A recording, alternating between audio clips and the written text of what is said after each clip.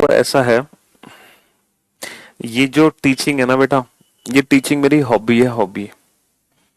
Actually जब हम छोटे थे, मतलब मैं जब छोटा था, तो तब से ही जो मुझसे भी छोटे भाई बहन हुआ करते थे, है ना, तो मैं उनको पढ़ा दिया करता था। या फिर कोई हमारे घर के आसपास रह रहा है कोई छोटा भाई बच्चा, मैंने उसको पढ़ा दिया। जब मैं बीटेक करने पहुंचा, ठीक है, तो आप लोगों को तो पता ही है बीटेक का कल्चर क्या होता है, वन नाइट स्टडी का कंसेप्ट होता है।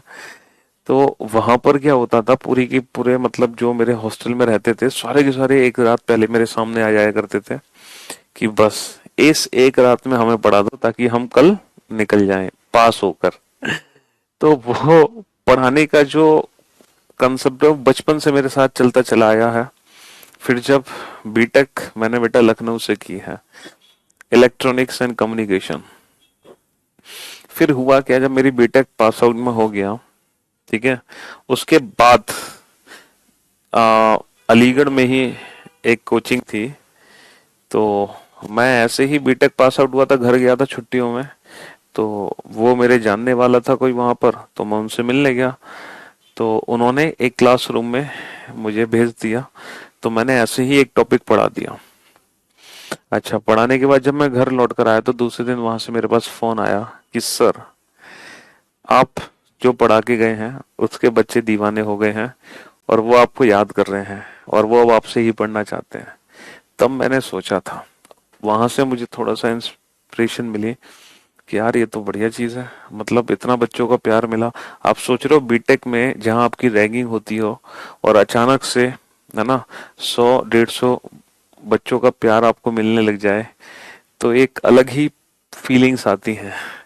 तो फिर वहां से मैंने पढ़ाना शुरू करता चला गया। और तभी तो मैं कहता हूँ मेरे जो टीचर है ना बेटा, वो आप लोग ही हैं।